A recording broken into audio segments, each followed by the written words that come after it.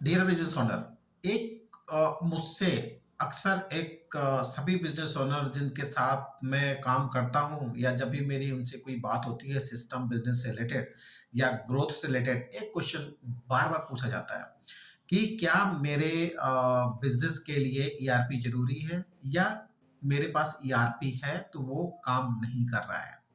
तो मैं इसका आंसर देना चाहता हूँ आज। अ, इसके इस दोनों क्वेश्चंस का आंसर सेम ही है।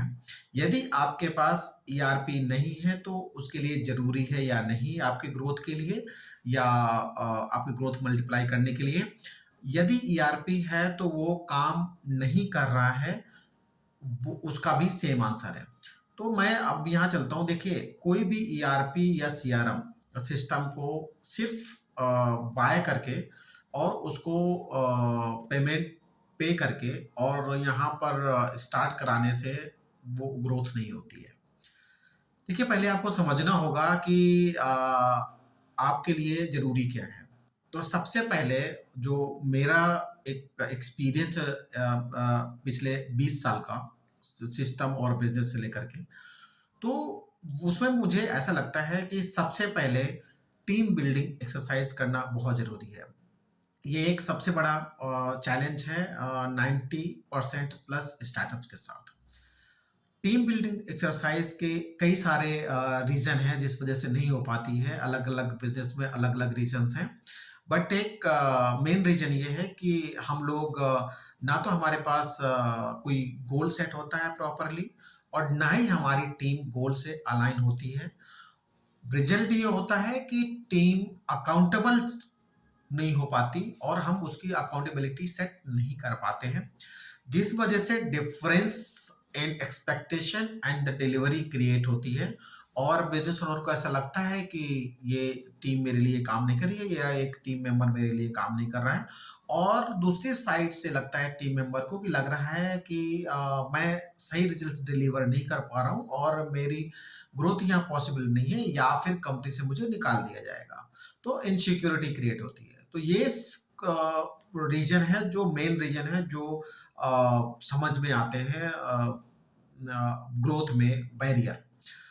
अब आते हैं कि ईआरपी जरूरी है कि नहीं। तो जैसे मैंने कहा कि पहले नंबर पे तो टीम बिल्डिंग एक्सरसाइज जरूरी है, जिसका जो मैंने एक्सप्लेन किया। उसके बाद टीम यदि आपकी बन गई तो उसके बाद टीम को ट्रेन करना बहुत जरूरी है और उसको ट्रेन करते रहना बहुत जरूरी है। टीम की ट्रेनिंग में आपके जो कोर बिजनेस है उससे रिलेटेड हो सकता है, जिसको हम लोग डोमेन नॉलेज बोलते हैं। और इसके अलावा जो हो सकता है वो हो सकता है कि जो उनकी अप स्किलिंग से रिलेटेड है या फिर सिस्टम से रिलेटेड है या फिर उनके थॉट प्रोसेस से रिलेटेड है। वो चीजें हो सकती हैं ट्रेनिंग का पार्ट। तो उनको ट्रेन करते रहना है। दूसरी बात ये है कि बिजनेस ओनर और जो टीम का एक इंटरेक्शन है, जो एक कन्वर्सेशन है, वो चीज़ नहीं हो पाती है स्टार्टअप्स या एमएसएमईज में। बिजनेस ओनर, पहली बात तो जैसे हमने बात किया कि गोल सेट नहीं करता और गोल सेट करके यदि कर भी लेता है तो वो टीम को अलाइन नहीं करता, जिस वजह से टीम का अलग ही मोटो होता है काम करने का और बिजनेस ओनर का अलग ही चलता है। तो सबसे पहले तो हमें ये काम करना है। जब ये काम हो जाता है उसके बाद आप फिगर आउट करिए कि आपके लिए ईआरपी या सीआरएम सिस्टम जरूरी है या नहीं है।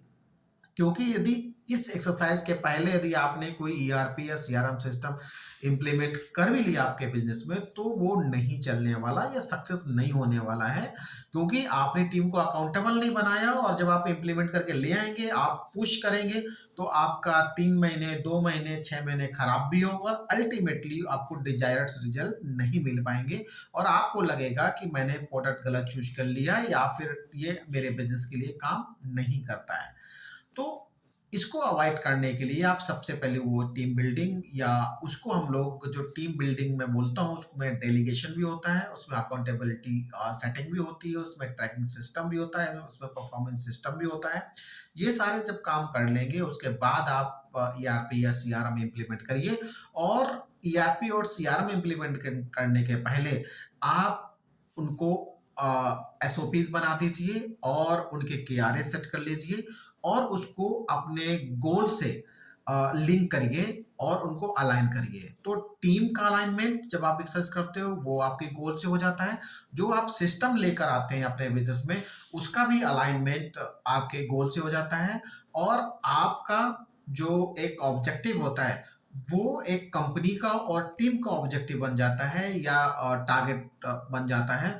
और जब ये इंटायर इकोसिस्टम जब काम करता है तो फिर आपके डिजायर्ड रिजल्ट प्रोड्यूस होते हैं।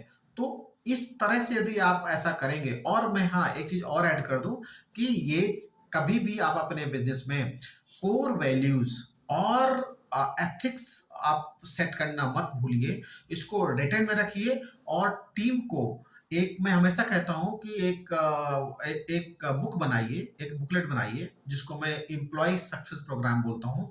और एम्प्लॉय सक्सेस प्रोग्राम एक ट्रेनिंग मटेरियल के रूप में यूज करिए और उस employ success programme training material को आप हर 3 महीने में या 2 महीने में जैसे ही आपके बिजनेस की रिक्वायरमेंट हो या टीम की रिक्वायरमेंट हो उनको ट्रेनिंग देते रहिए। चाहे वो आपके वर्टिकल हेड्स या जो बिजनेस ओनर या आउटसाइडर ट्रेनर या आपके मेंटोर कर सकते हैं वो। और जिससे कि उससे क्या होगा कि आपके टीम की जो एक अलाइनमेंट है और जो आपके एक्सपेक्टेशन है टीम से वो कम्युनिकेट होगा और इस तरह से अपनी टीम भी बिल्ड कर पाएंगे और टीम को रिटेन भी कर पाएंगे ज़्यादा टाइम तक। और आपका सिस्टम जो होगा वो ऑटोमेट होगा और इस ऑटोमेशन से क्या होगा कि आपका प्रॉफिट और रेवेन्यू दोनों मल्टीप्लाई होना ग्रेजुअली स्टार्ट हो जाएंगे। इसमें एक चीज और मैं ऐड करना चाहूंगा कि जब आप टीम बिल्डिंग एक्सरसाइज कर रहे हैं तो प्लीज टीम को दो पार्ट में डिवाइड कर दीजिए। एक तो हो गया मैनेजमेंट, दूसरा हो गया कोर टीम और फिर तीसरा जो लास्ट में होगा वो एक्सटेंडेड टीम होगा। तो जो मैनेजमेंट है और जो कोर टीम है उनके बीच में कोई भी गैप नहीं रहना चाहिए। और ये जो मैं एम्प्लॉय सक्सेस प्रोग्राम की बात कर रहा हूँ वो सभी टीम को मेंबर्स को देनी चाहिए इंक्लूडिंग मैनेजमेंट। और ये जो कोर टीम मेंबर है उनके साथ आप कम से कम वीकली या वीक में 2 बार स्टार्टिंग में मीटिंग जरूर करिए। अपनी एक्सपेक्टेशन सेट करिए, उनसे आप आइडियाज जनरेट कराइए और उनको ये फील कराइए कि आप हमारे ग्रोथ पार्टनर हैं और आप सिक्योर हैं और आप आइडिया जनरेट करिए और हमारी ये एक्सपेक्टेशन है आप बिजनेस से और आपसे। So let's work together to achieve this thing. यदि आप इस माहौल को क्रिएट कर पाते हैं, ये कल्चर बिल्ड कर पाते हैं आपकी कंपनी में, तो आपको ग्रोथ से कोई नहीं रोक सकता है। ये मैं जो आपको आपके साथ शेयर कर रहा हूँ ये मेरा पिछले 20 साल का एक्सपीरियंस है। जो मैंने बिजनेस या फिर जो मैंने असाइनमेंट्स मुझे मिले बिजनेस कंसल्टिंग के या फिर बिजनेस कोचिंग के, तो उन सब के एक्सपीरियंस से मैं आपके साथ शेयर कर रहा हूँ कि यदि आप ऐसा कर पाते हैं तो आपके बिजनेस को ग्रो होने से मल्टीप्लाई होने से कोई नहीं रोक सकता। बट इसका ध्यान करिए कि ये सारी चीजें आपके मन तक ही सीमित नहीं रहना चाहिए, सब रिटर्न में होनी चाहिए और ये वेल कम्युनिकेटेड होना चाहिए डाउन द लाइन। यदि आप ऐसा कर पाते हैं तो बहुत ही बात है, यदि नहीं कर पाते हैं तो इस चीज के लिए आप को मेंटर की जरूरत हो सकती है। तो आप मेंटर भी रख सकते हैं या फिर आपके जो भी सर्कल में इस मेंटरशिप को कंटिन्यू कर सकते हैं या स्टार्ट कर सकते हैं उनसे आप करा सकते हैं। या फिर यदि आपको कुछ भी समझ में नहीं आ रहा है या ऐसा लग रहा है कि ये तो बहुत कठिन चीज है तो आप मेरे से 1-to-1 करिए। मैं आपको गाइड करने की कोशिश करूंगा कि आप इस चीज को कैसे एग्जीक्यूट कर सकते हैं। और इसके बाद आप मैं मानता हूँ कि जिनके साथ मैंने 1-to-1 किया तो वो कंफर्टेबली उस चीज को एग्जीक्यूट कर पाते हैं और नहीं कर पाते हैं तो मैं उनको हेल्प साइड बाय साइड करता हूँ। तो हम लोग भी साथ चल सकते हैं। Thank you so much. मुझे लगता है कि आपके लिए ये यूजफुल होगा इसलिए मैं शेयर करना जरूरी समझा। और यदि आपको ऐसा लगता है तो प्लीज आप मुझे कमेंट कर सकते हैं या 1-to-1 सेट कर सकते हैं तो हम लोग 1-to-1 कॉल के थ्रू भी बात कर सकते हैं। Thank you so much and hope you might have enjoyed and that may be useful for you. Thank you so much.